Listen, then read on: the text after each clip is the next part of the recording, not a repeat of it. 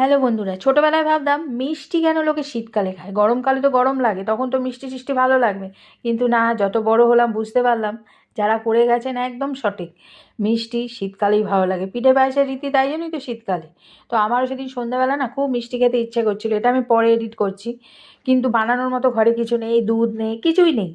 তা কী করবো, যেই ভাবা সেই কাজ, ফেলে রাখা যাবে না, ইচ্ছে যখন হয়েছে, কেননা জীবনের কোনো ভরসা নেই। তাই বেরিয়ে পড়লাম, মিষ্টির দোকান থেকে একটু বোঁদে নিয়ে এলাম, নিয়ে আসলাম দুটো 10 টাকা দামের আমুলিয়ার প্যাকেট। নিয়ে এসে এই দেখো গুলে জালে বসিয়ে দিয়েছি। আর আমরা সাধারণত গুড়ই খাই, আখি গুড় দিয়ে সব কিছু হয়, কিন্তু সামান্য একটু চিনি রাখি, কখনো সখনো ভালো লাগে। এটার মধ্যে একটু চিনিই ভালো লাগবে। আর দুটো এলাচ ফাটিয়ে নিয়েছি, গরম মশলা তো আনি, সেই থেকে দুটো এলাচ ফাটিয়ে নিয়ে এর মধ্যে দিয়ে দিলাম। উপস্থিত বুদ্ধিতে মিষ্টি খাওয়া, বুঝলে।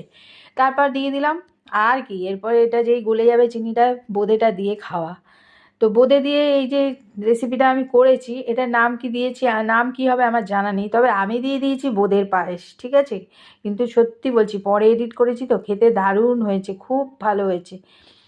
আমি বাবার একটু মিষ্টি প্রেমী, মিষ্টি খেতে আমার খুব ভালো লাগে, অবশ্যই ভালো ভালো মিষ্টি। কিন্তু খাই না, সবসময় কি খাই তা বলে একদমই খাই না, কেননা শরীর স্বাস্থ্য বয়স সব কথা ভেবে কমিয়ে দিতে হয়, সব কিছু কমিয়ে দিতে হয় আস্তে আস্তে, তাই না। তবে আজকে কিন্তু প্রচণ্ড ইচ্ছা করছিল, তাই জন্য নিয়ে এসেছি। আর শীতকালের পিঠে পায়েস খাই না বলবো না, খাই, তবে আমি যে খুব একটা ভালো পারি পিঠে বানাতে এমনটা নয়, তবে বানাই। মানে কাজ চালানোর জন্য বানিয়ে নিই, তবে পায়েসটা করি, পায়েসটা ভালোই পারি। পায়েস মানে সবাই পারে, পিঠেটা একটু পাটিসাপটা তোলাটা একটু চাপের আছে, তবে এখন পারি একটু আধটু। দেখেছো দেখতে কত সুন্দর লাগছে, দেখো, খাওয়ার থেকেও। এটার নাম তো বোঁদের পায়েস দিয়েছি, বোঁদের ডেজার্টও হতে পারে ইংরেজিতে।